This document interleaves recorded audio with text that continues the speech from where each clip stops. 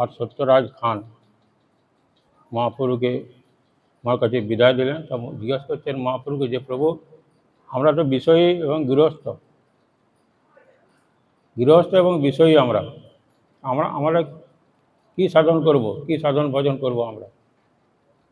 তা মহাপ্রভু বললেন বৈষ্ণব সেবা এবং কৃষ্ণ সেবা। কৃষ্ণ সেবা মানে নাম সংকীর্তন। প্রভু কয়ে বৈষ্ণব সেবা নাম সংকীর্তন, মহাপুরুষ সেই আদেশ। দুটি জিনিস করতে হবে যারা গৃহস্থ বা বিষয় মধ্যে আছেন আবদ্ধ হয়ে, বৈষ্ণব সেবা এবং নাম সংকীর্তন। এখানে মহাপ্রভু সেই সত্যরাজ খান বা রামানন্দ খান দুজনকে বললেন যে তোমরা, মহাপ্রভু বললেন কৃষ্ণ সেবা আর বৈষ্ণব সেবা নিরন্তর করো, কৃষ্ণ নাম সংকীর্তন। বৈষ্ণব সেবা করবে আর নিরন্তর হরিনাম করবে, এই বলে। তাতে সত্যরাজ খান বুঝলেন, জিজ্ঞাসা করলেন যে প্রভু বৈষ্ণব আমি চিনব কী করে? বৈষ্ণব সেবা করতে বললেন আর নাম সংকীর্তন করতে বললেন। নাম সংকীর্তন বুঝতে পারলাম, কিন্তু বৈষ্ণব আমি চিনব কী করে, বৈষ্ণব সেবা যে করব? তাতে মহাপ্রভু বললেন যে কারো মুখে একবারও হরিকৃষ্ণ নাম উচ্চারণ হয় তাকে বৈষ্ণব বলে জানবে এবং তার সেবা করবে। কেউ যদি একবারও উচ্চারণ করে, কনিষ্ঠ, মধ্যম এবং উত্তম অধিকারী, 3 রকম অধিকারী ভাগ আছে। এখানে মহাপ্রভু কনিষ্ঠ অধিকারী কথা তাদেরকে বললেন। পরপর 3 বছর 3 রকম অধিকারী কথা মহাপ্রভু এই কুলিন গ্রামবাসীদের দিয়ে ব্যক্ত করেছেন। তো প্রথম বছরে তারা বললেন যে যার মুখে একবার মাত্র হরিকৃষ্ণ নাম শ্রবণ করবে তাকেই বৈষ্ণব জানবে এবং তাকে সম্মান করবে, তারই সেবা করবে। বৈষ্ণব সেবা কীরকম? বৈষ্ণবকে ঘরে ডেকে এনে খাওয়ানোটা বৈষ্ণব সেবা নয়। বৈষ্ণবের আদেশ নির্দেশ পালন করা, বৈষ্ণবকে সম্মান করা, বৈষ্ণবকে ভক্তি করা হচ্ছে বৈষ্ণব সেবা।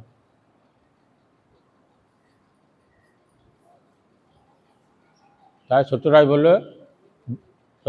বলে বৈষ্ণব চিনিব কেমনে, কে বৈষ্ণব কহ তার সামান্য লক্ষণে। আমরা তো বিষয়ী লোক, গৃহস্থ, সবাই তো গৃহস্থ লোক, তার মধ্যে বৈষ্ণব আমরা চিনব কী করি? কারো গায়ে তো স্ট্যাম্প দেওয়া না। প্রভু কয়ে যার মুখে শুনি একবার, কৃষ্ণ নাম সেই পূজ্য শ্রেষ্ঠ শোভাকার। যার মুখে একবার হরিকৃষ্ণ নাম স্মরণ করবে তাকেই বৈষ্ণব বলে জানবে এবং তার সেবা করবে। এক কৃষ্ণ নাম করে সর্ব পাপক্ষয়। যে প্রভু একবার কে যদি হরিকৃষ্ণ বলে তাকে বৈষ্ণব কী করে বুঝবো, কী করে সে হতে পারে? বুঝে একবার হরিকৃষ্ণ নাম উচ্চারণ করলেই সমস্ত পাপ তার দূরীভূত হয়। এক কৃষ্ণ নামে করে সর্ব পাপক্ষয়, নববিধ ভক্তিপূর্ণ নাম হইতে হয়। কীরকম? হরিনাম সংকীর্তন থেকে নববিধ ভক্তি যে আছে, শ্রবণ কীর্তন স্মরণ বন্ধন অর্চন দাসোক আত্ম, এই যে নববিধ ভক্তি, যে হরিনাম সংকীর্তন করলেই নববিধ ভক্তি যাজন হবে, আর আলাদা করে করতে হবে। তাই এখানে বলছেন নববিধ ভক্তিপূর্ণ নাম হইতে হয়। ভগবান করা, শ্রবণ করা, কীর্তন করা, স্মরণ করা, ভগবানকে পাদসেবন করা, অর্চন করা, বন্ধন করা, দাসোক আত্ম, এতগুলো করা সম্ভব নয়। কী করে সম্ভব হবে? যদি হরিনাম সংকীর্তন করে, নববিধ ভক্তি যাজন হবে। দীক্ষা পুরস্চর্যা বিধি অপেক্ষা না করে, এটা তো আমার এখন দীক্ষা নয়, হরিনাম কী করবো? বলছি হরিনাম করতে গেলে দীক্ষা প্রয়োজন নয়। দীক্ষা না করলে যে প্রয়োজন নয়, যিনি হরিনাম দ্বারা সিদ্ধি লাভ করেছেন তার কাছ থেকে হরিনাম নিলে তবে সেই নামের মধ্যে শক্তি থাকে, তবে হরিনাম এমনিও করলেও বিফলে যাবে না। তাই এখানে বলছেন দীক্ষা পুরস্চর্যা বিধি অপেক্ষা না করে, জিহ্বা স্পর্শে আচণ্ডালে সবার উদ্ধারে। চণ্ডাল কীরকম? চণ্ডাল পর্যন্ত সকলে যদি জিহ্বায় একবার হরিকৃষ্ণ নাম উচ্চারণ হয় তাকে উদ্ধার করে। দীক্ষা নেই আর নাই। দীক্ষা নেওয়ার উদ্দেশ্য কি? যিনি সেই মন্ত্রে সিদ্ধি লাভ করেছেন। আমরা যেসব মন্ত্র, দীক্ষা মন্ত্র আমরা জপ করি, গুরু মন্ত্র, গুরু গায়ত্রী, কৃষ্ণ মন্ত্র, কৃষ্ণ গায়ত্রী ইত্যাদি, সেগুলো যে গুরুদেবের কাছ থেকে নিয়েছি, গ্রহণ করেছি, তিনি সেই মন্ত্র জপ করে তাদের সিদ্ধি লাভ করেছেন। এখন তিনি সেই মন্ত্র আমাদের কানে দিলে তবে সেই মন্ত্রে বিশেষ শক্তিযুক্ত হয়। সুতরাং গুরুকরণ করা অবশ্যই প্রয়োজন আছে। তবে শুধু হরিনামকে যদি এমনিও করে তা বিফলে যাবেন। সেইটা এখানে বলছে। জিহ্বা স্পর্শে, কারো জিহ্বা যদি একবার হরে কৃষ্ণ নাম উচ্চারণ হয় তাহলে আচণ্ডাল চণ্ডালরা তারা শপথ বুঝি নিজ প্রবৃত্তি তারাও উদ্ধার হয়। একজন চণ্ডাল কেউ যদি হরে কৃষ্ণ নাম উচ্চারণ করে, যতক্ষণ সে হরে কৃষ্ণ বলে ততক্ষণ সে বৈষ্ণব।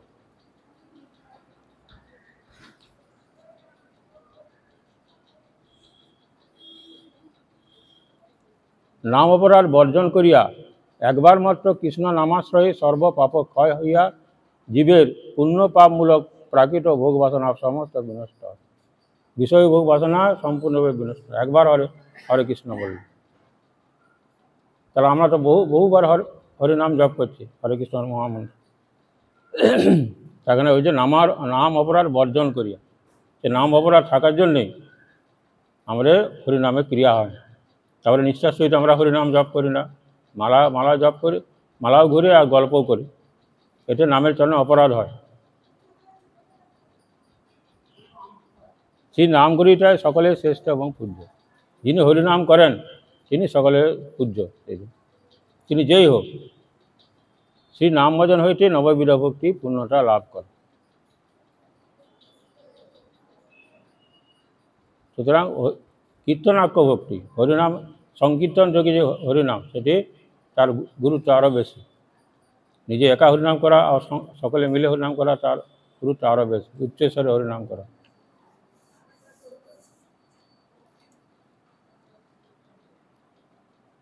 তাহলে হরে কৃষ্ণ নাম জপ করার ফলে কী এখানে বলছেন, আনুষঙ্গ ফলে করে সংসারের ক্ষয়। আনুষঙ্গিক ফল কীরকম? হরে কৃষ্ণ নাম জপ করলে সংসার ক্ষয়। সংসার ক্ষয় মানে কি, আমরা সংসারে যে বিষয় ভোগে মত্ত আছে, কর্ম করেছিলাম, সেই কর্মফল ভোগ করার জন্য আমরা সংসারে এসেছি। তা হরিনাম সংকীর্তন করলে সেই কর্মফল আমাদের দূরীভূত হয়, তার ফলে সংসার থেকে মুক্ত হয়। সংসার থেকে মুক্ত হওয়া মানে কি, যে জন্ম মরণ মালায় আমরা ঘুরছি, জন্ম জরা ব্যাধি মৃত্যু, জন্ম জরা ব্যাধি মৃত্যু, এই চলছে আমরা অনাদিকাল থেকে। তো সেইটা থেকে মুক্তি পাওয়া হচ্ছে এই সংসার বন্ধন হচ্ছে কর্মবন্ধন জন্যেই আমাদের সংসার বন্ধন। সেই কর্মফল ভোগ করার জন্য আমরা সংসারে এসেছি। কর্ম যদি আমরা না করতাম তাহলে দুঃখময় সংসারে আমরা পড়তাম না, যদি ভক্তিকে অবলম্বন করতাম। তাই বলছেন কলিহত জীবকে মহাপুরুষ ওই জন্য শিক্ষা দিতেন, তোমরা হরে কৃষ্ণ মহামন্ত্র জপ করো। আনুষঙ্গ ফলে করে সংসারের ক্ষয়, এই হরিনাম করলে সংসার ক্ষয় হবে। চিত্ত আকর্ষিয়া করায় কৃষ্ণে প্রেমোদয়। হরিনাম নিষ্ঠার সহিত করলে ভগবানের প্রতি চিত্ত আকর্ষিত হয়, বিষয় থেকে চিত্তটি ভগবানের দিকে উন্মুখ হয় এবং কৃষ্ণের প্রেম উদয় হয়। অতএব যার মুখে এক কৃষ্ণ নাম, সেইটা বৈষ্ণব করিও তার সম্মান। এই সত্যরাজ খান, তোমরা যার মুখে একবার হরে কৃষ্ণ নাম শ্রবণ করবে তাকে বৈষ্ণব বলে জানবে, তাকে সম্মান করবে।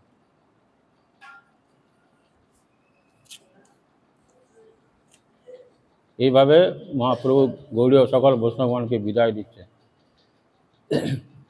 প্রত্যেক ভক্তের মহিমা বলছেন, আর সেসব ভক্তগণকে বলছেন প্রত্যেক বছর তোমরা আসবে, গুন্ডিচা মার্জনের আগে আমাকে দর্শন করতে আসবে এবং রথযাত্রা এবং চাতুর্মাস্যর ব্রত তারা পুরীধামে থেকে পালন করছে। আজ পূর্ণিমা, সামনে পূর্ণিমা থেকে চাতুর্মাস্য ব্রত শুরু, আষাঢ়ী পূর্ণিমা।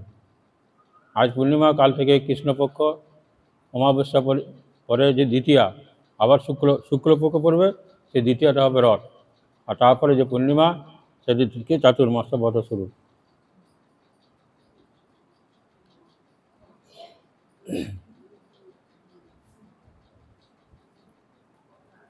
ভক্তের মহিমা কইতে প্রভু পায় সুখ, ভক্তের মহিমা কইতে হয় পঞ্চমুখ।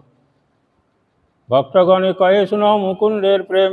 এবারে মহাপ্রভু মুকুন্দ দত্তের ভগবানের প্রতি কিরম প্রেম সেটা বলছেন।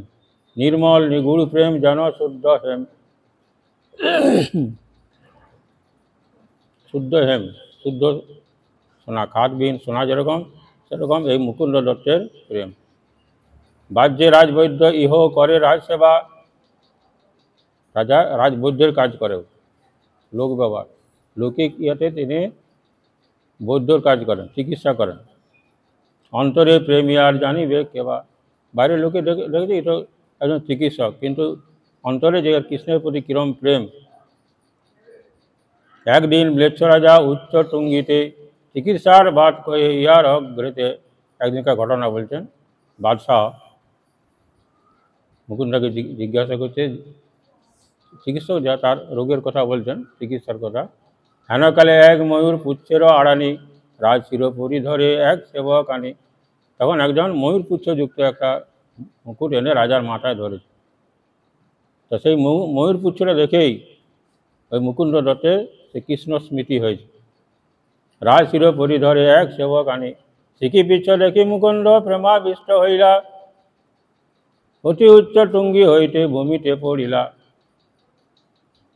উচ্চ স্থানে নির্মিত ছোট গৃহ, সেইখানে ওই রাজা বাদশাহ চিকিৎসা করার জন্য মুকুন্দ দত্তর কাছে এসে, তো মুকুন্দ দত্তের সঙ্গে যে রাজার কথা হচ্ছে, তখন একজন সেবক ওই ময়ূরপুচ্ছযুক্ত একটি মুকুট এনে রাজার মাথায় দিয়েছে।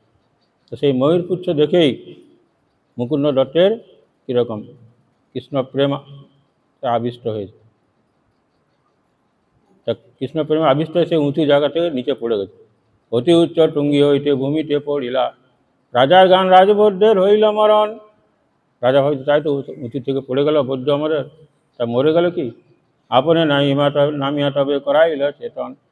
রাজা সঙ্গে সঙ্গে নেমে তাকে চেতন করাল।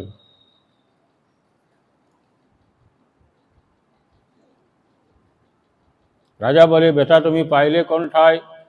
মুকুন্দ, তুমি যে পড়ে গেলে কোন জায়গায় ব্যথা পেয়েছ? মুকুন্দ কয়ে, অতি বড় ব্যথা নাই পায়। রাজা, আমি তেমন কোনো ব্যথা পাইনি। রাজা কয়ে, মুকুন্দ তুমি পড়িলা কি লাগে? তুমি পড়ে গেলে কি করে?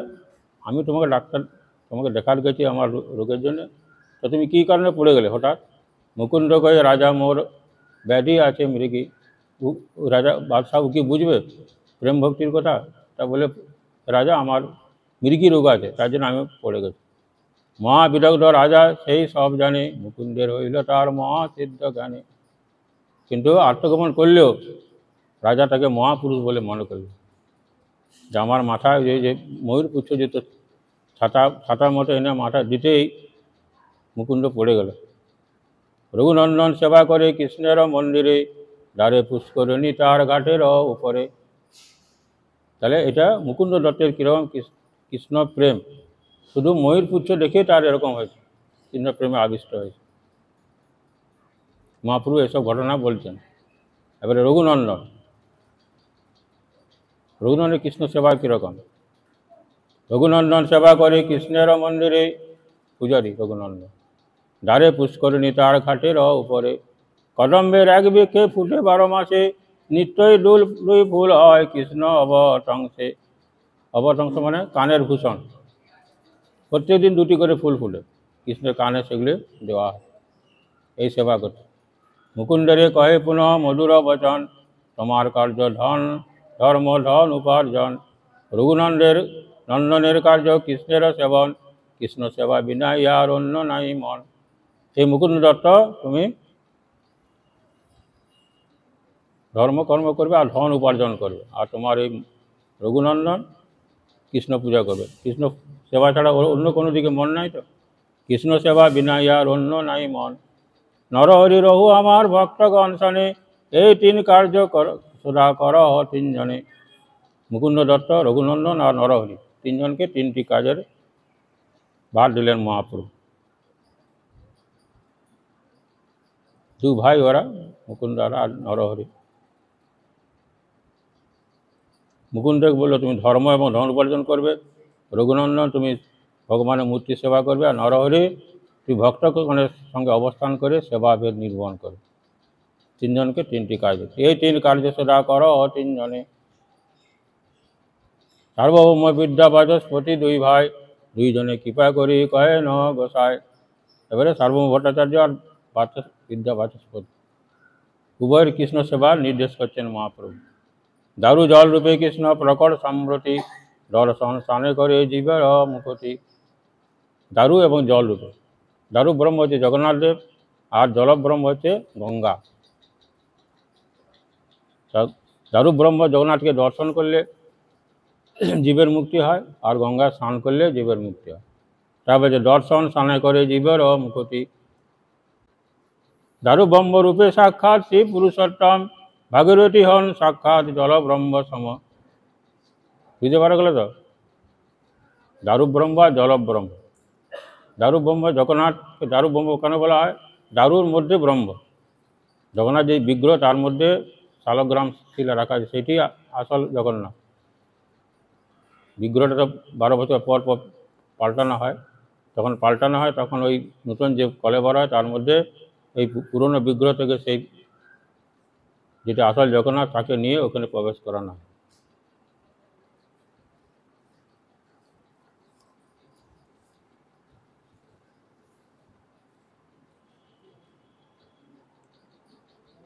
সার্বভৌম কর দারু ব্রহ্ম আরাধন। এই সার্বভৌম তুমি দারু ব্রহ্মরূপ জগন্নাথের আরাধনা কর। বাচস্পতি কর জল ব্রহ্মের সেবন। এই বিদ্যা বাচস্পতি তিনি বিদ্যানগরে থাকতেন, তো তা যে তুমি নবদ্বীপে বিদ্যানগরে বসে গঙ্গার সেবা কর। সার্বভৌম ভট্টাচার্যকে জগন্নাথের সেবা করতে বললেন, ভজনা করতে বললেন, আরাধনা করতে বললেন, আর বিদ্যা বাচস্পতিকে বললেন তুমি গঙ্গার সেবা কর। গৌড়ীয় বৈষ্ণবগণকে মহাপুরু বিদায় দিচ্ছেন, তো প্রত্যেকে তাদের সেবার কাজ বা ভজনের কথা তাদেরকে ব্যক্ত করছে। মুরারি গুপ্তরে প্রভু করি আলিঙ্গন, তার ভক্তি নিষ্ঠা কয়েন শুনো ভক্তগণ। এবারে মুরারি গুপ্ত, ইনি হনুমানের অবতার। তার কীরকম রামের প্রতি কীরকম নিষ্ঠা সেটা দেখাতে দেবে। তো মহাপুর বলছেন, পূর্বে আমি ইয়ারে লোবাইল বারবার, পরম মধুর গুপ্ত বজেন্দ্র কুমার। মহাপুর বলছেন, এই মুরারি গুপ্তকে আমি কতবার বলেছি যে তুমি তো রাম নাম করো, রামের ভজনা করো, রামের চেয়ে আরও পরম মধুর এই যে ভজেন্দ্র নন্দন কৃষ্ণ। স্বয়ং ভগবান কৃষ্ণ সর্বাংশী সর্বাশ্রয়।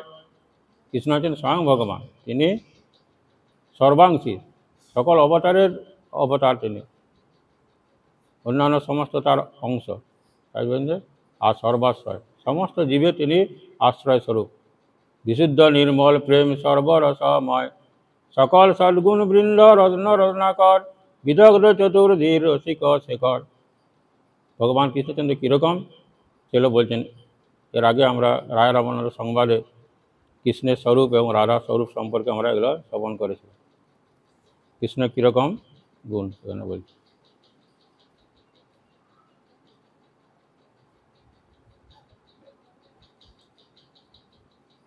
মধুর চরিত্র কৃষ্ণের মধুর বিলাস, চাতুর্য বৈদগ্ধ্য করে যার লীলা আরস।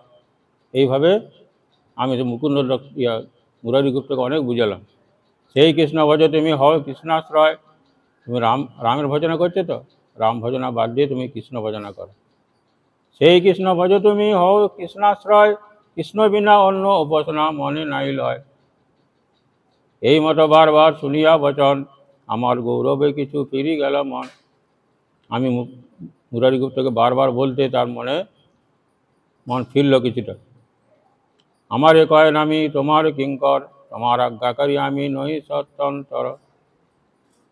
তা মুরারি গুপ্ত বলছে, প্রভু আমি আপনার দাস, সুতরাং আপনি যা আদেশ করছেন তা আমি করব।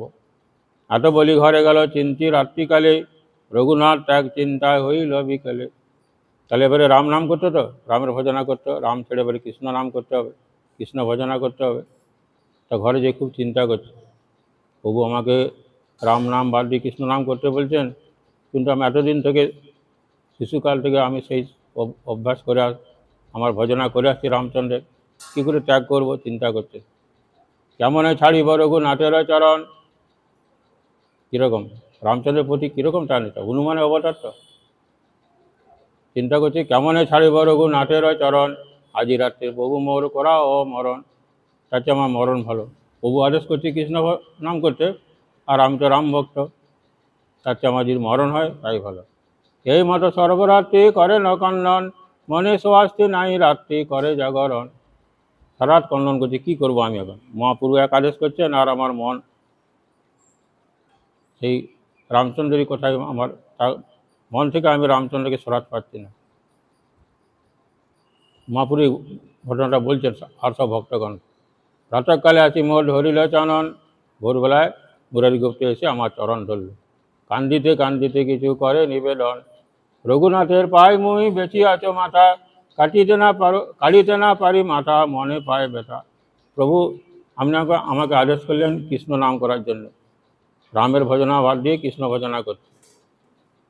কিন্তু আমি কিছুতেই রামচন্দ্রের চরণ থেকে আমার মনকে সরাতে পারছি না। প্রভু শ্রী রঘুনাথ চরণ ছাড়ানো না যায়, তব আজ্ঞা ভঙ্গ হয় কি করি উপায়। আপনি আদেশ করছেন কৃষ্ণ ভজন করতে, কৃষ্ণ নাম করতে, আপনার আদেশ আমার ভঙ্গ হচ্ছে, আর আমি কিছুতেই রামচন্দ্রের চরণ থেকে আমার মনকে সরাতে পারছি না। তাতে মোর এই কৃপা করো দয়াময়, তোমার আগে মৃত্যু হোক যাউক সংশয়। কাজে মুরারিগুপ্ত আমাকে বললো যে তাতে তোমার আগে মরণ হওয়াই ভালো। এত শুনি আমি বড় মনে সুখ পাইলু, ইয়ারে উঠাইয়া তবে আলিঙ্গন কইল। তখন মুরারিগুপ্তকে দণ্ডবত প্রণাম করছিল, তুলে আলিঙ্গন করলাম। সাধু সাধু গুপ্ত তোমার সুদৃঢ় ভজন, আমার বচনে তোমার না টলিল মন। এই মতো সেবকের প্রীতি চাই প্রভু পায়, প্রভু ছাড়াইলিও পদ ছাড়ানো না যায়। এরকম সেবক, আমাদের সেব্য বস্তু হচ্ছে ভগবান কৃষ্ণচন্দ্র, আর আমরা হচ্ছে তার সেবক। সেরকম মুরারিগুপ্তের সেব্য বস্তু ছিল রামচন্দ্র। কীরকম নিষ্ঠার সহিত রামচন্দ্রের ভজনা করেছে, মহাপ্রভু বলতেও তার মন আর ফিরল না। মহাপ্রভু খুব সন্তুষ্ট হল। কিন্তু দক্ষিণ ভারতে একজন ব্রাহ্মণ, সে রাম ভক্ত ছিল। মহাপ্রভু তাকে বলতে, কৃষ্ণ নাম বলতে, সে রাম ছেড়ে কৃষ্ণ ভজন করতে শুরু করে। সে জানতো রাম নামের চেয়ে কৃষ্ণ নামের মহিমা আরও বেশি। 3 বার রাম নাম করলে যা ফল হয়, একবার কৃষ্ণ নাম করলে সেই ফল। তা সেই শাস্ত্র কথা জেনে সেই ব্রাহ্মণ তিনি রাম ভজনা ছেড়ে কৃষ্ণ ভজন শুরু করেন। কিন্তু মুরারিগুপ্ত যেহেতু হনুমানের অবতার, তাই মহাপ্রভু বললেও তিনি রামচন্দ্রের ভজন তিনি ছাড়লেন না। এই মতো তোমার নিষ্ঠা জানিবার তরে, তোমার আগ্রহ আমি কইলু বারে বারে। তোমার প্রভুর প্রতি তোমার যে নিষ্ঠা মুরারিগুপ্ত, সেটা জানার জন্যই তো আমি তোমাকে বারবার এরকম পরীক্ষা করেছিলাম।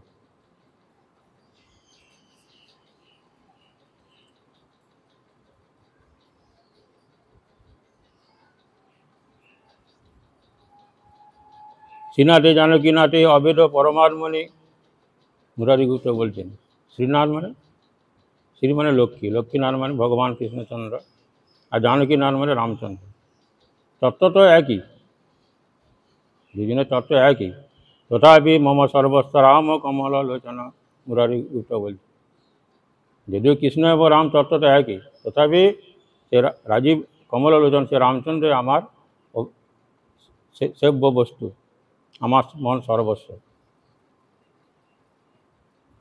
তা মহাপুর বললেন তোমার নিষ্ঠা, রামচন্দ্রের প্রতি তোমার নিষ্ঠা জানার জন্য আমি এই পরীক্ষা করেছিলাম।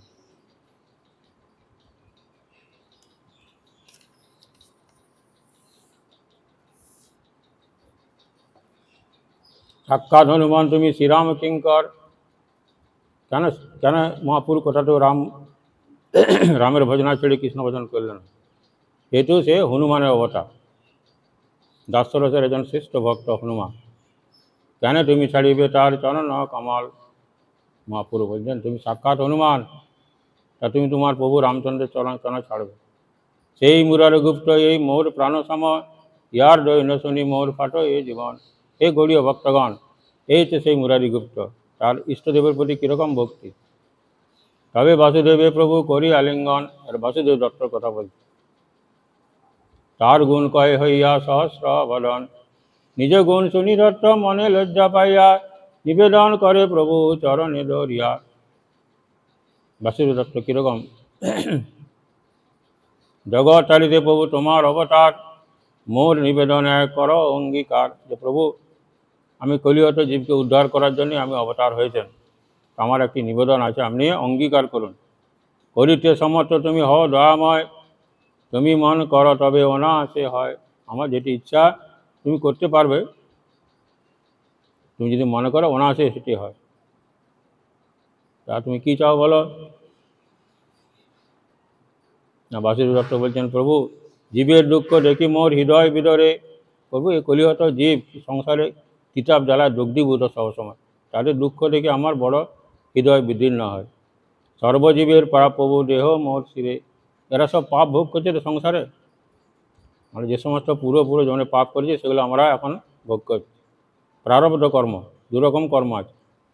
অন্যান্য জন্মে যে পাপ কর্ম করছি সেই পাপ কর্মগুলি এখন ভোগ করছি, প্রারব্ধ কর্ম। আর এখন যে পাপ কর্ম করছি সেগুলো ফল, সেগুলো পরে ভোগ করব, অপ্রারব্ধ। তা বলছে প্রভু এই কলিহত জীবের তাদের দুঃখ দেখে আমার হৃদয় বিদীর্ণ হয় প্রভু। সকল জীবের পাপ প্রভু দেহ মোর শিরে। সকল জীব যে সমস্ত পাপ করেছে সে সমস্ত পাপ আমাকে দেন, আমি সেগুলো ভোগ করব, দিয়ে আমি সকল জীবকে আমি উদ্ধার করব।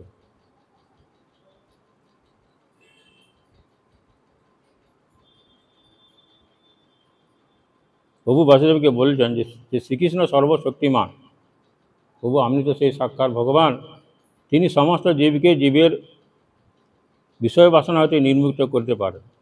তুমি যখন সামুদ্রিক হইয়া উচ্চাবৎ সকল জীবের পক্ষ হইতে তাদের মঙ্গল প্রার্থনা করিলে তখন তোমার প্রার্থনা অনুসারে পাপভোগ ব্যতীত সকলে উদ্ধার হবে। তো মহাপুরু বলছেন জীবের পাপ লইয়া মুই করি নরক ভোগ। মহাপুরুকে বাসুদেব দত্ত বলছেন যে প্রভু সকল জীবের পাপ নিয়ে আমি নরক ভোগ করি, সকল জীবের প্রভু ঘুচাও ভবরোগ। ভবরোগ মানে এই সংসার রোগ, সংসার বন্ধন, সংসারে জ্বালা যন্ত্রণা যা ভোগ করছে, এই যে ভবরোগ। এমনি রোগের তো ঔষধ ডাক্তারের কাছে পাওয়া যায়, আর ভবরোগের চিকিৎসক হচ্ছে বৈষ্ণবগণ। সে ভবরোগের ওষুধ হচ্ছে এই হরিনাম সংকীর্তন কলিযুগে, আর কোনো ওষুধ নয়। দুঃখময় সংসার থেকে উদ্ধার পেতে, সংসারের তিতাব জ্বালা থেকে মুক্তি পেতে একমাত্র উপায় হরিনাম সংকীর্তন। তা বাসুদেব দত্ত বলেন প্রভু সকল জীবের পাপ আমাকে দেন, আমি সকল জীবের পাপ নিয়ে আমি নরক ভোগ করি, আর সকল জীবকে প্রভু আমি এই সংসার থেকে মুক্ত করে দেন। এত শুনি মহাপ্রভু চিত্ত ডবিলা, অশ্রুকম্প সরভঙ্গে কই ঠেলা গিলা। কীরকম বাসুদেব দত্ত সকল জীবের প্রতি কীরকম করুণা প্রকাশ করছে। তোমার বিচিত্র নয় তুমি সাক্ষাৎ প্রহ্লাদ, তোমার উপরে কৃষ্ণের সম্পূর্ণ প্রসাদ। বাসুদেব হচ্ছেন প্রহ্লাদ অবতার। কৃষ্ণ সেই সত্য করে যেই মাগে ভিত্ত, যে কৃষ্ণের কোনো সেবক যা চাইবে ভগবান কৃষ্ণচন্দ্র সেটি পূরণ করেন। তাই বলছেন কৃষ্ণ সেই সত্য করে যেই মাগে বৃত্ত, ধৃত্য বাঞ্ছা পূরণ বিনা নাই অন্য কীর্ত। ভক্তের বাঞ্ছা পূরণ ভগবান অবশ্যই করবেন, ভক্ত যেটা চাইবে। ব্রহ্মাণ্ড জীবের তুমি বাঞ্ছিলে নিস্তার। হে বাসুদেব দত্ত তুমি ব্রহ্মাণ্ডবাসী সকল জীবেরই তাদের নিস্তার অর্থাৎ দুঃখ থেকে মুক্তি পাইতে চাইলে বিনা পাপ ভোগে হবে সবার উদ্ধার। তুমি যখন বলেছ তখন বিনা পাপেই তারা সমস্ত জীব উদ্ধার হবে। অসমর্থ নয় কৃষ্ণ ধরে সর্ববল, তোমাকে বা কেন বুঝাইবে পাপ ফল। তুমি যখন চেয়েছ, ভগবানের ভক্ত যা চায় ভগবান তাই করে। তুমি যখন সকল জীবের কল্যাণ চাইছ, মঙ্গল চাইছ, তখন ভগবান কৃষ্ণচন্দ্র তিনি সকল জীব, তোমাকে আর পাপ ভোগ করাবে না, সকল জীবকে উদ্ধার করবে। তুমি যার হিত বাঞ্ছ সেই হইল বৈষ্ণব। কীরকম তুমি যার মঙ্গল কামনা করো সে হলো পরম বৈষ্ণব। বৈষ্ণবের পাপ কৃষ্ণ দূর করে সব। কিন্তু একজন ভক্ত অন্য একজন জীবের মঙ্গল কামনা করছে, ভক্ত তার মঙ্গল কামনা করাতেই সেই ভক্ত সেই ব্যক্তি বৈষ্ণব হলো এবং তার পাপ কৃষ্ণ দূর করে দিল। তোমার ইচ্ছা মাত্রে হবে ব্রহ্মাণ্ড মোচন। কেন বললেন না, তিনি পরম ভক্ত একজন বাসুদেব দত্ত। ভক্ত যা চাইবে ভগবান কৃষ্ণচন্দ্র তাই পূরণ করে। তাই বলছেন তোমার ইচ্ছা মাত্রে হবে ব্রহ্মাণ্ড মোচন, সর্বমুক্ত করিতে কৃষ্ণের নাই পরিশ্রম। একই ডুম্বুর বৃক্ষে লাগে কোটি ফলে, কোটি যে ব্রহ্মাণ্ড বাসে বিরজার জলে। একটা ডুম্বুর কাছে কত কত ডুম্বুর ধরে থাকে, সেরকম এই অনন্ত ব্রহ্মাণ্ড আছে, অনন্ত ব্রহ্মাণ্ড। আমরা তো যে ব্রহ্মাণ্ডে থাকি এটা সবচেয়ে ছোট ব্রহ্মাণ্ড।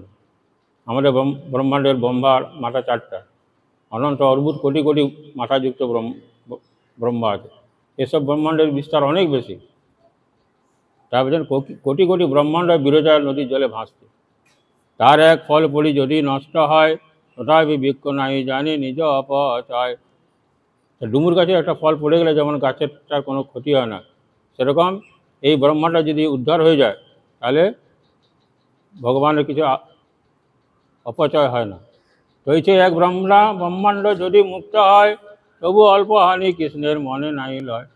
তুমি যেমন চাইছো এই ব্রহ্মাণ্ডের সকল জীবকে উদ্ধার করতে, তো তা ভগবান অবশ্যই সেটি করবে।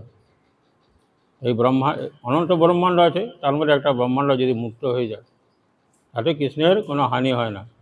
অনন্ত ঐশ্বর্য কৃষ্ণের বৈকুণ্ঠাদি ধাম, তার কড়খায় কারণাব্দি যার নাম। অনন্ত ঐশ্বর্য এরকম।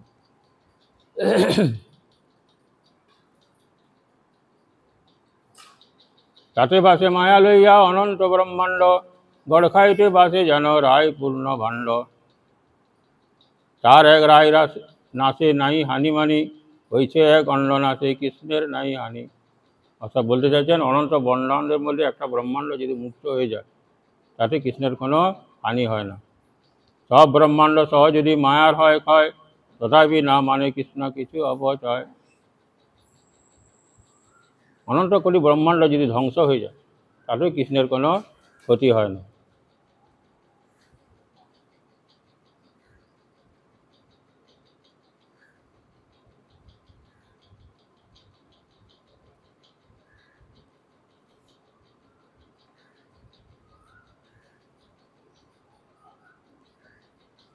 বিরজা নদীর একদিকে হচ্ছে বৈকুণ্ঠ লোক আর একদিকে হচ্ছে এই দেবীধাম, প্রাকৃত রাজ্য। আমরা এই প্রাকৃত রাজ্যের মধ্যে বাস করি। বিরজা নদী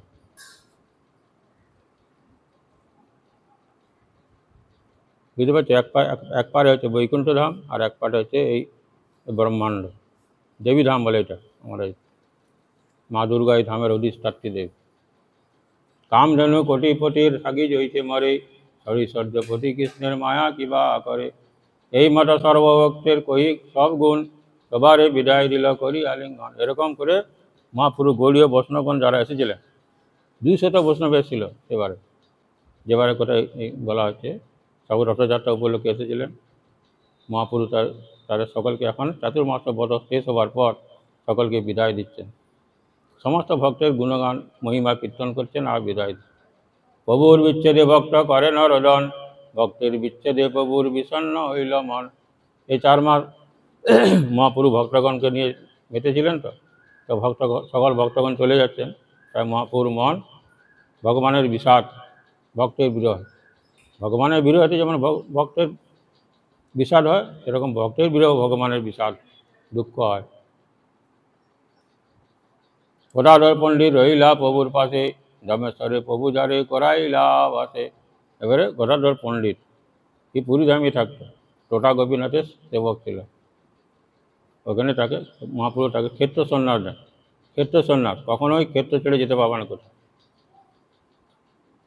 ধমেশ্বর টোটা। পুরী গোসাই জগদানন্দ স্বরূপ দামোদর পণ্ডিত আর গোবিন্দ কাশীশ্বর, এরা সব মহাপুরুর সঙ্গে রইলেন, বাকি সব চলে গেল। নিত্যানন্দ প্রভুকেও পাঠালেন যে তুমি গৌড়ে দেশে যাও কৃষ্ণ প্রেম প্রচার করার জন্য। আমরা সেই কৃষ্ণ প্রেম প্রচার করার জন্য এসেছি, তার জন্য আমরা অবতার। আর আমি দুজনে যদি পুরীধামে বসে থাকি তাহলে সেটা কী করে হবে? সুতরাং মহাপ্রভুকে আদেশ করলেন, অদ্বৈতাচার্যকে আদেশ করলেন যে প্রভু আপনি আচণ্ডালে আপনি সেই কৃষ্ণ ভক্তি দান করবেন। তাহলে আমার আগের দিনে শ্রবণ করেছি। এখন পুরী গোসাই জগদানন্দ পণ্ডিত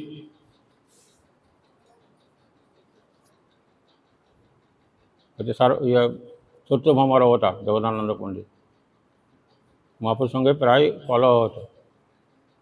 জগন্নাথ পণ্ডিত ওই মহাপুরুর সঙ্গেই একসঙ্গে পড়াশোনা করতে হয়, খুব ঝগড়াটে ছিল। স্বরূপ দামোদর পণ্ডিত, স্বরূপ দামোদর আলাদা, দামোদর পণ্ডিত আলাদা। দামোদর পণ্ডিতও বাড়ি নবদ্বীপে ছিল। আর গোবিন্দ কাশীশ্বর কথা আগে আমি বলেছি, দুজনেই ঈশ্বরপুরী সেবক ছিল, গোবিন্দ এবং কাশীশ্বর। ঈশ্বরপুরী অপ্রকট হবার আগেই গোবিন্দকে বলে গেল আমার অপ্রকটের পর তোমরা চৈতন্য মহাপ্রভু পুরীধামে আছেন, ওইখানে তার যে সেবা করো। সে গুরুদেবের আদেশে ঈশ্বরপুরী অপ্রকট হবার পর গোবিন্দ পুরীধামে আসে, মহাপ্রভুকে জানা যে প্রভু এরকম গুরুদেব এই আদেশ করেছেন, আপনার সেবা করার জন্য। তো মহাপ্রভু দেখছেন যে আমার গুরুর সেবক হয় সেটা মান্য।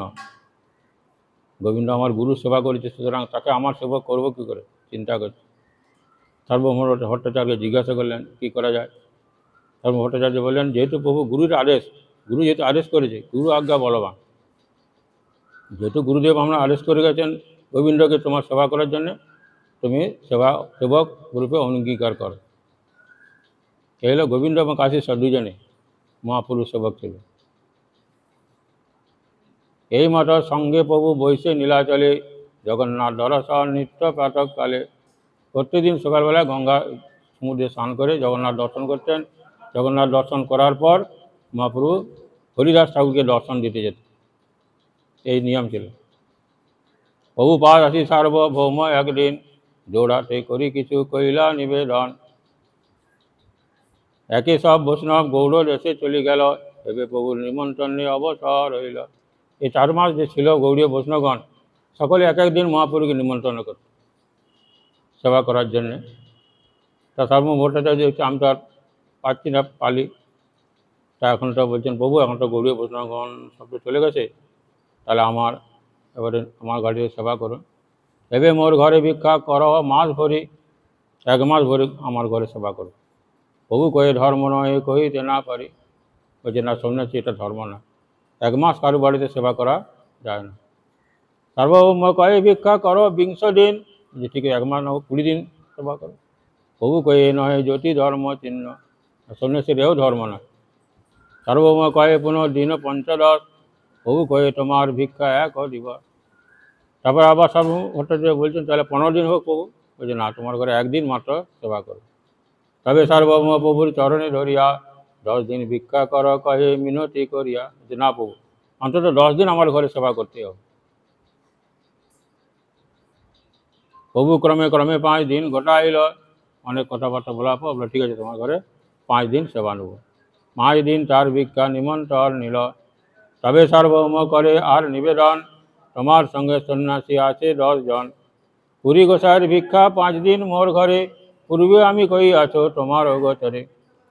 পরমানন্দ পুরী তাকে আমি 5 দিন ভিক্ষা দেব। দামোদর স্বরূপে বান্ধব আমার, প্রভু তোমার সঙ্গে যাবে প্রভু একেশ্বর। আর 8 সন্ন্যাসীর ভিক্ষা 2 দিবসে, 1 দিন 1 জনে পূর্ণ হইল মাসে। আমি তো আপনার 1 মাস সেবা করতে চেয়েছিলাম, তো এইভাবে আমার 1 মাস পূর্ণ হবে। মোট 10 জন সন্ন্যাসী, তা 8 জনকে 16 দিন ভিক্ষা দেবো, 4 দিন ভিক্ষা দেবো সরু দামোদরকে, আর 5 দিন দেবো পুরী গোসাইকে, আর আপনার 1 দিন। বহুত সন্ন্যাসী যদি আইসে একটাই, সম্মান করিতে নাই অপরাধ পায়। প্রভু আপনার সঙ্গে অনেক, আপনি যেখানেই সেবা করতে যায় মহাপ্রভু সমস্ত সন্ন্যাসীগণ মহাপুরুর সঙ্গে তার ঘরে যেত। তো সার্বভৌম ভট্টাচার্য বলছেন যে প্রভু অনেক সন্ন্যাসী এলে আমরা সেরকম যত্ন করতে পারি না, তুমিও নিজ ছায়ে আসিবে মোর ঘরে, প্রভু সঙ্গে আনিবে স্বরূপ দামোদরে। কখন একা আসবে, কখন যদি আসো স্বরূপ দামোদরকে নিয়ে আসবে। প্রভুর ইঙ্গিত পাইয়া আনন্দিত মন, সেই দিন মহাপ্রভু কইলা নিমন্ত্রণ। বলছে ঠিক আছে আজকে তাহলে তোমার ঘরে সেবা। ষাটির মাতা নাম ভট্টাচার্যের গৃহিণী, প্রভুর মহাভক্ততে ও স্নেহ তেজননী। সার্বভৌম ভট্টাচার্যের স্ত্রীর নাম দেওয়া নেই, তার মেয়ের নাম হচ্ছে ষাটি, তার ষাটির মাতা বলেছে। ঘরে আসি ভট্টাচার্য তারে আজ্ঞা দিল, আনন্দে ষাটির মাতা পাক চলাইল। সার্বভৌম ঘরে যে স্ত্রীকে বললো আজ প্রভু এখানে সেবা করবেন, শুনে তার স্ত্রী খুব আনন্দে রান্না বান্না করছে। ভট্টাচার্যের গৃহে সব দ্রব্য আছে ভরি, যেবা শাক ফলা দিয়ে আনিল আহরি। ঘরে সমস্ত জিনিস আছে, তাও মহাপুরী শাক আদি খুব পছন্দ করতেন, তো সেগুলো সংগ্রহ করে নিয়ে এলেন। আপনি ভট্টাচার্য করে পাকের সব কর্ম, ষাটির মাতা বিচক্ষণা জানে পাকের কর্ম। পাকশালা দক্ষিণে 2 ভোগালয়, 1 ঘরে শালাগ্রামের ভোগ সেবা হয়। রান্নাঘরে দুদিকে 2টো ঘর আছে, একটা শালাগ্রামে ভোগ হয়, আরটাতে মহাপ্রভুর সেবা হয়। 1 ঘরে শালগ্রামের ভোগ সেবা হয়, আর ঘর মহাপ্রভুর ভিক্ষার লাগিয়া, নিবিতে করিয়াছে ভট্ট নূতন করিয়া। মহাপুরুষ সেবা করবেন তো তাই আলাদা একটা ঘর করেছেন। বাহ্যে 1 দ্বার প্রভু প্রবেশিতে, পাকশালার 1 দ্বার অন্ন প্রবেশিতে।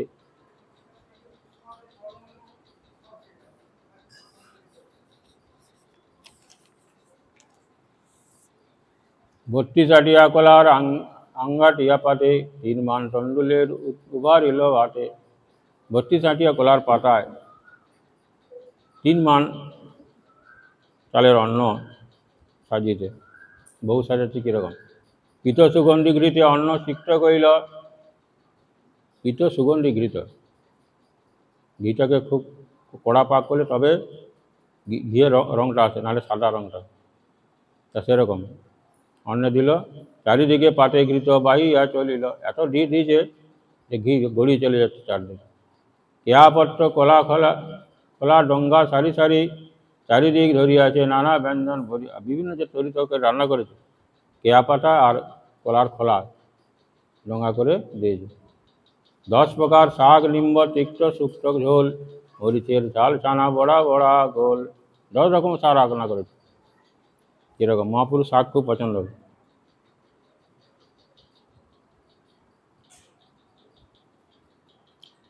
শুক্তা ছানা বড়া, দুগ্ধ তম্বিত দুগ্ধ কুষ্মাণ্ড বেসর লাবড়া, মোচা ঘণ্ড মোচা ভাজা বিবিধ সাগরা। বিদ্ধ কুষ্মাণ্ড বড়ির ব্যঞ্জন ওপার, ফুল বড়ি ফল মূল বিবিধ প্রকার। নবনিম্নপত্র সহ ভীষ্ট বার্তাকি। নিম বেগুন করেছে, আমরা নিম্বন বলি। কচি নিম পাতা দিয়ে ভীষ্ট বার্তাকে মানে বেগুন বেগুন ভাজা করে। ভীষ্ট মাছ মুদ্গ শুভ অমৃত নিন্দয়, মধুর আম্ল বড়া অম্লাদীপ অম্ল 5-6 রকম চাটনি করেছে অম্ল। মুদ্গ বড়া মাছ বড়া কলা বড়া মিষ্ট, ক্ষীরফুলি নারিকেল আর যত পিষ্ট। নানা রকম পিঠে তৈরি করেছে। কাজি বড়া দুগ্ধ চিড়া দুগ্ধ লগলকি, আর যত পিঠা কহিল কহিতে না সকে। কত যে রান্না করেছে আর বলতে পারছি। ঘৃতসিক্ত পরমান্ন মৃৎকুণ্ডিকা ভরি, আর পরমান্ন দিয়েছে মাটির পাত্রে করে। চাপা কলা ঘন দুগ্ধ আম্রতা ধরি, রসালা মতিত দধি সন্দেশ অপার। গৌড়ে উৎকলে যত ভক্ষের প্রকার। গৌড় দেশে এবং উৎকল দেশে যত রকম মিষ্টান্ন প্রসাদ সমস্ত রকম দিয়েছে। শ্রদ্ধাকরী ভট্টাচার্য সব করাইল, শুভ্র পিঠপরি সূক্ষ্ম বসন পাতিল। সাদা পিড়ির উপর একটা সূক্ষ্ম বস্ত্র কাটল, মহাপুরাতে বসল। 2 পাশে সুগন্ধি শীতল জলঝারি, অন্ন ব্যঞ্জন উপরি দিল তুলসী মঞ্জরি। এই ভোগ লাগালে অন্নের উপরে তুলসী পাতা না দিয়ে মঞ্জরি দিলে ভালো। ভগবানের খুব প্রিয় কোমল মঞ্জরি, যদি কি 2টি পাতা থাকবে আর কোমল মঞ্জরি। মঞ্জরিটা ফুটে গেলে হবে না, ফুলটা ফুটে গেলে হবে না, সেটা আবার খারাপ। চুল সলিছে কোমল হতে হবে। তাই কেন বলছে অন্ন ব্যঞ্জন পরি দিল তুলসী মঞ্জরি। অন্নের উপর দিয়েছে, তরকারিগুলো সবজির উপরও দিয়েছে। অমৃত গুটিকা পিঠা পানা দিয়ে আইল, জগন্নাথ প্রসাদ সব পিঠক ধরিল। নিজে যা রান্না করেছে, আবার জগন্নাথের এই সমস্ত প্রসাদ এনে তাও দিয়েছে। আনকালে মহাপ্রভু মধ্যাহ্ন করিয়া, একলে আইল তার হৃদয় জানিয়া।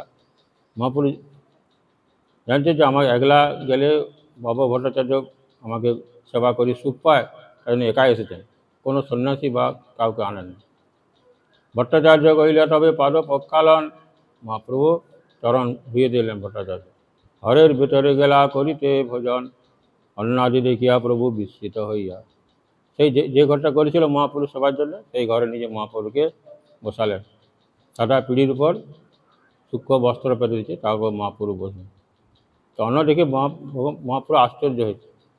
ভট্টাচার্য কয় কিছু ভঙ্গি করিয়া, অলৌকিক এইসব অন্ন ব্যঞ্জন, 2 পর ভিতরে কেমনে হইল রন্ধন। তুমি তো আমাকে সকালে নিমন্ত্রণ করে এলো, এই অল্প সময়ের মধ্যে এত রান্না কী করে হলো? ছোট চুলায় ছোট যখন পাক যদি করে, 100 উনুনে যদি 100 জন রান্না করে তাও পারবে না, তবু শীঘ্র এত দ্রব্য রান্ধিতে না পারে। তুমি যে এত রান্না করেছো কী করে করলে? চল কৃষ্ণের ভোগ লাগাইছ অনুমান করি। কী করে বুঝলে কৃষ্ণের ভোগ লাগাইছে? উপরে দেখিয়ে যাতে তুলসী মঞ্জরি। যেহেতু তুমি অন্যের উপর তুলসী মঞ্জরি দিয়েছ, এত বললাম কৃষ্ণের ভোগ লাগানো হয়েছে। ভাগ্যবান তুমি তোমার সফল উদ্যোগ, রাধা কৃষ্ণের লাগাইছ এটার দিশ ভোগ। কি অপূর্ব সেবা, রাজ সেবা করেছে ভগবান, তুমি ভক্তি ভাগ্যবান। অন্যের সৌরভ্য বর্ণ অতি মনোরম, রাধাকৃষ্ণ সাক্ষাৎ ইয়া করিয়াছেন ভোজন। তুমি যে ভোগ লাগিয়েছ রাধাকৃষ্ণ সাক্ষাৎ ভোজন করেছে।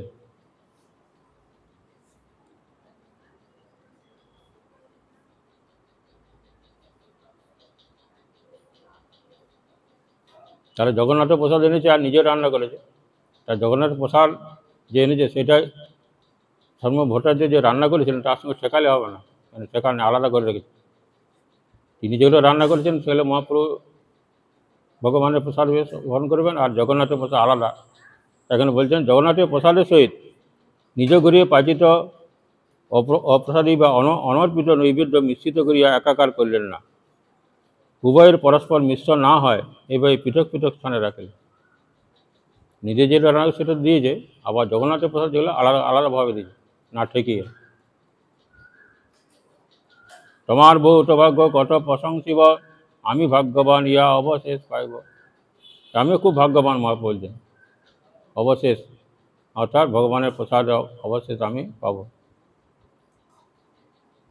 কৃষ্ণের আসন পীঠ রাখো উঠাইয়া, মরে প্রসাদ দেহ ভিন্ন পাত্র করিয়া। এই পাত্রে ভগবানের ভোগ লাগেছে তো, ওই পাত্রকে আমার দিও না, আর ওই আসনে দিও না। ভগবানের যে পাত্রে ভোগ লাগানো সেটাতে মহাপুরু খেতে চাইছেন না। আর ভগবানকে যে আসনে বসেছে সেটাও গ্রহণ করতে চাইছেন না, কারণ ভগবানের আসনটা গ্রহণ করা যেতে পারে, কিন্তু তারপরে আর ওটা ভগবানের সেবা লাগানো যাবে না। ভগবানকে যে থালায় ভোগ লাগাচ্ছি সেটা আমি নিজে খেতে পারি সেই থালায়, কিন্তু তারপর আর ওটা ভগবানের সেবা লাগবে না। তাই মহাপুরু বলছেন আসন সরাও আর ওই অন্য একটা পাত্রে ভগবানের থালার অন্ন দিয়ে দাও। ভট্টাচার্য বলে প্রভু না কর বিস্ময়, যেই খাবে তাতে শক্তি ভোগ সিদ্ধ হয়। উদ্রুনা ছিল মোর গৃহিণী রন্ধনে, যার শক্তি সিদ্ধ অন্ন সেই তাই জানে। তবু আমি বলছেন এত রান্না কী করে হলো? আমি কি আর রান্না করেছি? সাক্ষাৎ রাধা নিয়ে এসে রান্না করেছি। যাই হোক, এইটা আসনে বসি করো ভোজন, প্রভু কয়ে পূজ্য এই কৃষ্ণের আসন। বুঝা ওই আসন আমি কী করে বসবো বলো? ওটা ভগবান বসে সেবা করেছেন। ভট্ট কই অন্নপীঠ প্রসাদ সমান প্রসাদ, কিরম তত্ত্বকথা। অন্নটা যেমন ভগবানের প্রসাদ, আসনটাও ভগবানের প্রসাদ। তাহলে বিচার হচ্ছে ভগবানের যে আসনে আমি বসারে ভোগ লাগাবো সেই আসনটা আমি বসতে পারি, কিন্তু আর সেটা ভগবানের সেবা আর লাগানো যাবে না। সেরকম ভগবানকে যে থালায় ভোগ লাগেছে সেই থালাটা আমি খেতে পারি, কিন্তু ওই থালাটা আর ভগবানের সেবায় লাগবে না। তা ভট্টাচার্য বলছে যে অন্ন এবং পিঁড়ি দুটোই তো ভগবানের প্রসাদ। অন্ন খাবে পিঠে বসে দিয়ে কাহা অপরাধ। তো অন্নটা প্রসাদ বলে খাচ্ছে, আর পিঁড়িটাও তো তার প্রসাদ, সেটা বসতে কী অপরাধ আছে? প্রভু কই ভালো কইলে স্বাস্থ্য আজ্ঞা হয়, কৃষ্ণের সকল শেখ ভিত্ত আস্থাদ হয়। ঠিকই বলেছে, কৃষ্ণের প্রসাদ তার ভক্ত সকল কিছু আস্বাদন করে। তথাপি এত অন্ন খাওয়ানো না যায়, তাহলে এত অন্ন দিছ। ভট্ট কয়ে জানি খাও যতই কো দিয়া, ঠিক আছে যতটা পারো সেবা করো, বাকি থাকবে আমরা প্রসাদ পাবো। নীলাচলে ভোজন তুমি করো 52 বার, পুরীধামে তুমি 52 বার খাচ্ছ, এক এক ভোগের অন্ন শত শত ভাত। ওখানটা থালা দেয় না, যে পাত্রে রান্না সে পুরো পাত্র সমেত ভোগ লাগে। জগন্নাথ মন্দিরের সামনের দিকে ভোগ লাগানো সমস্ত পাত্র সমেত, আর 3টের সময় গেলে দেখা যায় ওই ভোগ হয়। তা বলছি নীলাচলে তুমি কত 52 বার খাচ্ছ, আর এখানে এত সামান্য না। দ্বারকাতে 16 সহস্র মহিষীর ঘরে, অষ্টাদশ মাতা আর যাদব বেরো করে। দ্বারকায় 16,000 মহিষী আছে, প্রত্যেক ঘরে তুমি পৃথক পৃথকভাবে সেবা করছো। আর 18 জন মা আছে মথুরা ব্রজলীলা। আর যাদবের ঘরে ব্রজে যেটা কুড়া মামা পিসাদি গোপগণ, সখাবিন্দ সবার ঘরে তিসনরা ভজন তিসনরা। আর ব্রজে তুমি সকল ঘরে কত চারি, তার তুলনায় তো সামান্য আমি তোমাকে দিয়েছি, তুমি সেবা করো, যা পারবে খাবে তাকে খাবে। গোবর্ধন যজ্ঞ হল খাইলা রাশি রাশি। গোবর্ধনে যখন অন্নকূট হয়, রাশি রাশি অন্নের পাহাড় সব গ্রহণ করে। তার লেখা এই অন্ন নয় এক রাশি, তার তুলনায় তো কিছুই নয়। তুমি তো ঈশ্বরময়ী ক্ষুদ্র জীব ছাড়, এক গ্রাস মধু করি করো অঙ্গীকার। প্রভু দৈন্য করে বলছেন যাও, আমি যা আয়োজন করেছি আমি গ্রহণ করি। এত শুনি আছি প্রভু বসিলা ভোজনে, জগন্নাথের প্রসার ভট্ট দেন মনে। মহাপ্রভু তখন সমস্ত আনন্দের সেবা বুঝলেন, আর জগন্নাথের প্রসাদ সার্বভৌমাচার্য দিতে লাগলেন। এইখানে রইল গ্রন্থ অমৃত লহরী বলন করিয়া সবে বল নিতাই গৌর হরি। বঞ্চাকল্পতরু হস্ত কৃপা সিন্ধু ভয়ৈব চ পতিতানাং পাবনেভ্যো বৈষ্ণবেভ্যো নমো নমঃ। হরে কৃষ্ণ কৃষ্ণ কৃষ্ণ হরে হরে, হরে রাম রাম রাম হরে হরে।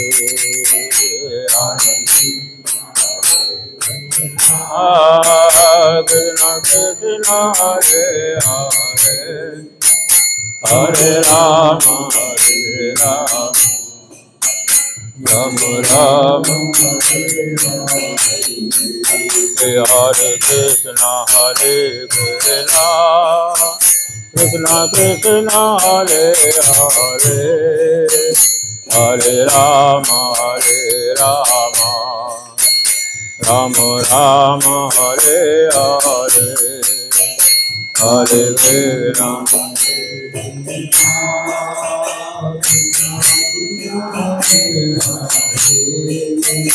হরে রাম রাম রাম হরে হরে, হরে কৃষ্ণ কৃষ্ণ কৃষ্ণ হরে হরে, হরে রাম রাম হরে হরে, হরে হরে হরে হরে রাম রাম রাম হরে হরে, হরে কৃষ্ণ কৃষ্ণ কৃষ্ণ কৃষ্ণ হরে হরে, হরে রাম রাম রাম হরে হরে, হরে কৃষ্ণ কৃষ্ণ কৃষ্ণ হরে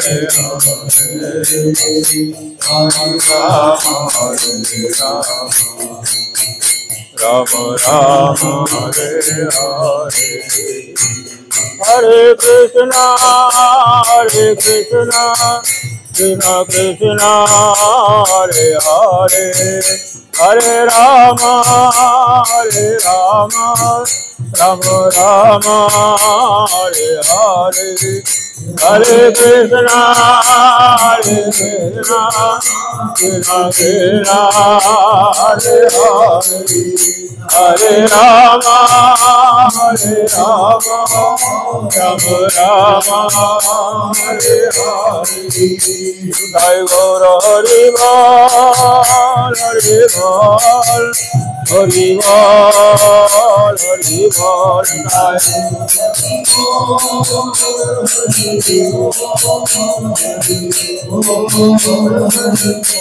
জয় গৌর হরি বল হরি বল, হরি বল হরি বল, হরি বল হরি বল হরি। की जय, गुंडीचा देवी की जय, अनंत करी वैष्णव वृंद की जय, जय जय निताई गौर प्रेमानंदे।